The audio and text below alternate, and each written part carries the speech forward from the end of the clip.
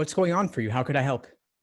So I took the LSAT, I want to say in February of last year, and I had a lot of anxiety about it. I did not score well at all.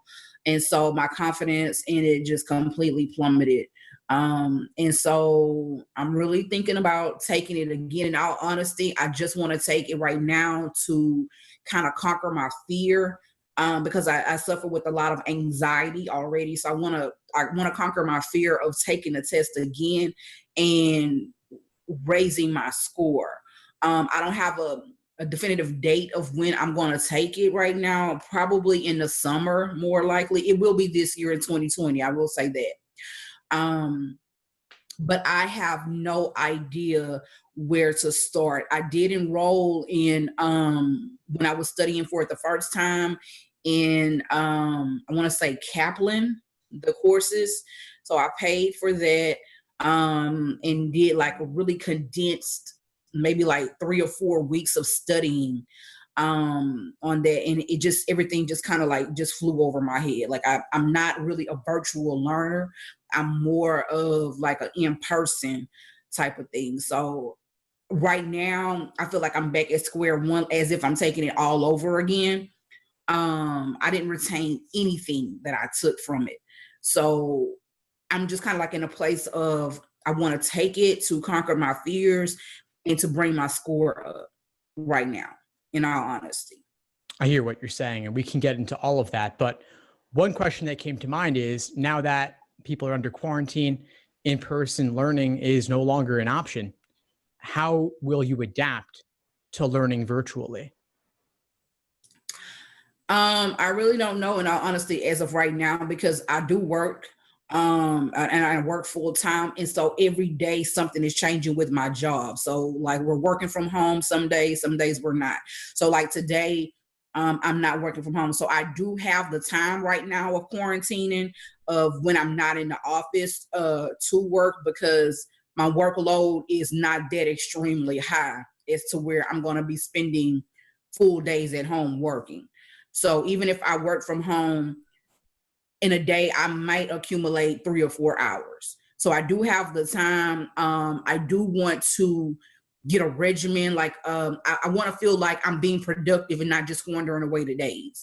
So I do have to kind of like, put some kind of fire up under me. So I was thinking about like just kind of creating a schedule of like, some of the things that I could do, not trying to bulk a full day of studying in, but if I could get a strong 3 or 4 hours in a day, then I think I'm okay.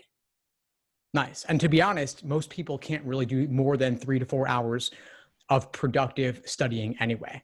Okay. And I agree that whether you're taking an in-person class, an online class, self-studying, regardless, a lot of the work is going to happen on your own anyway. And so no matter what your prep routine is, you've got to have that plan of attack. So that step-by-step, day by day, you know exactly what to do and what not to do every single day over the course of your prep. Mm-hmm. And that's actually one of the first things I put together back when I started teaching the LSAT full time. I created detailed day-by-day study plans to help you do just that, to help you build the foundation first before you jump into doing timed exam after timed exam. Mm-hmm.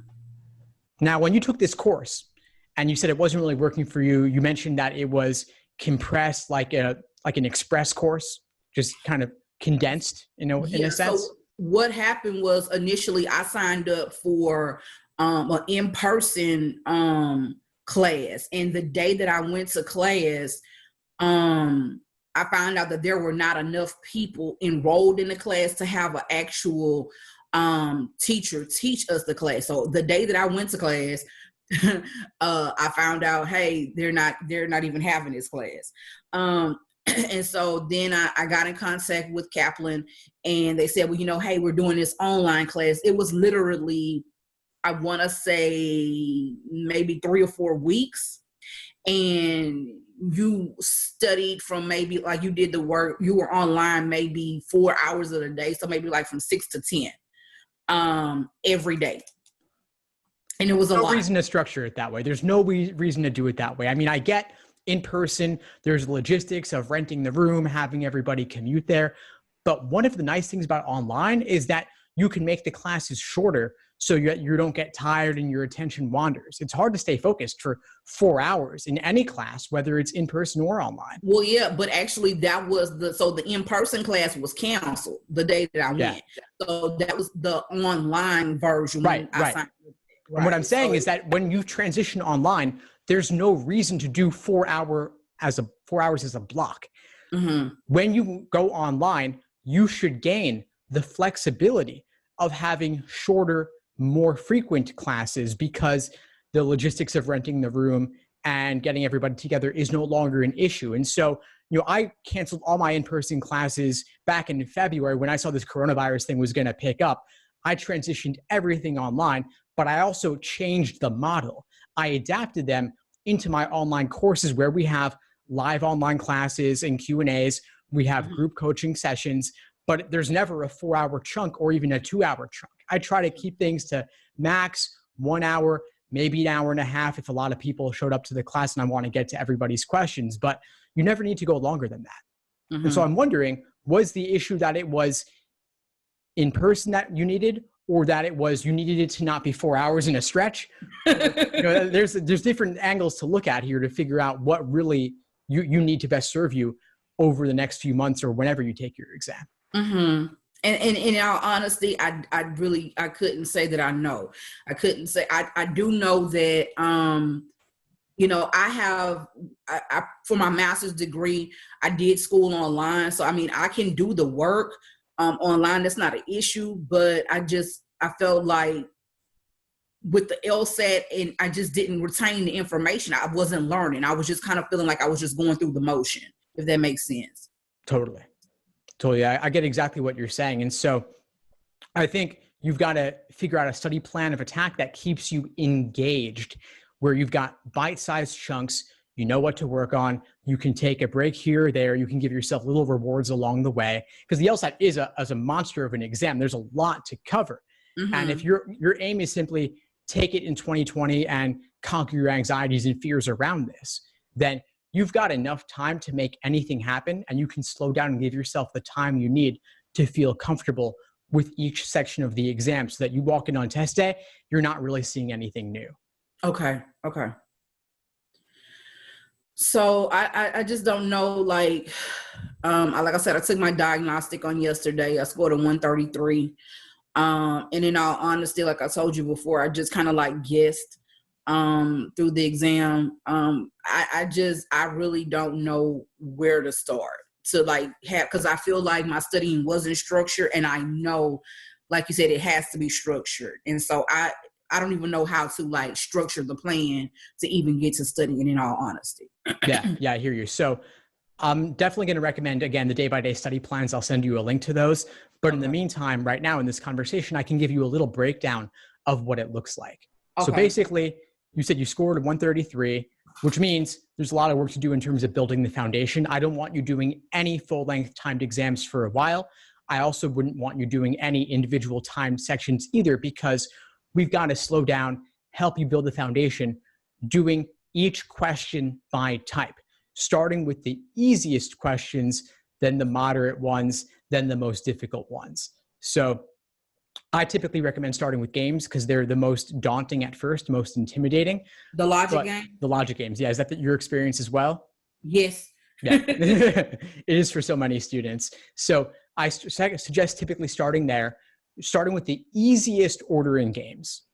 So doing the easiest ordering games first, then the intermediate ordering games, then the difficult ordering games, then easy grouping, intermediate grouping, difficult grouping, easy combination, intermediate combination, and so on. So we're doing the most common types from easy to hard. Then you can pull it together with an individual timed section of logic games specifically. We're not going to give you timed logical reasoning because you haven't covered logical reasoning by type yet. But the same framework applies for logical reasoning. Easy must be true, moderate must be true, difficult must be true. Easy, most strongly supported, intermediate, most strongly supported. You get the idea. The idea. It's doing questions by type from easy to hard, only doing full-length timed sections once you've covered the basics of each type that's contained within. Then later, you pull together with a full-length timed exam, and you review it. You do another timed exam, you review that. Once you notice weak areas, you take a moment, step back, focus on those weak areas, drill those by type, maybe review articles or book chapters or video lessons covering that type. Then you go back and hit it again, see if you improve. You spend a lot of time reviewing your weak areas. You're not just doing exam after exam and measuring yourself. That's a recipe for burnout and for discouragement. But you got to give yourself the chance to learn the material first. Okay. So you said to start with, I'm just kind of trying to recap what you said, the logic games and starting with that first. So starting with the easiest order of games to the intermediate to the hard, right? Yeah, exactly. And I actually have categorizations on my website as well, breaking them down so you know what are the easy ordering games, what are the ordering games, period. I cover all of that and lay it out for you in general on the website, the LSAT blog, and then in more detail in the day-by-day study plans. Okay. I'll even tell you, like, do prep test 65 game 3, do prep test 74 game 1. I'll tell you the exact questions to work on to remove all the guesswork about what to do, because it's hard enough to study for this exam as it is. Figuring out what to do is a whole nother level on top of that. I remove that part so you can get down to business. Okay. And so if this is on your weekly plan? So I have a free week by week plan to give you a general framework and some guidance, but then I have a premium day by day study plan laying out exactly what to do each day. The shorter term ones are $20. The longer term ones are $25. Okay. Okay. And so I could just get those over the website, over the internet? Exactly. Yeah, they're downloadable. So no shipping issues or anything like that. I was talking to someone earlier who said she couldn't get her books on Amazon. The nice thing is that all my resources are digital. You can get them anywhere in the world instantly. Okay. Okay. Great. So once I download it, am I able to like save it to a drive and then go back and print what I need? Yeah, exactly. It's a PDF. You download it. You can email it to yourself. That way you always have it. Okay. Okay, great. And you can print it out too if you want. Okay. Some people like to do that so they can check things off as they complete them. Yeah. I'm kind of like a hands-on. Yeah. Okay. But the cool thing also is that I have clickable links in the PDF version, so you can click out to different articles at the relevant point at which you're covering that topic. Okay. Okay.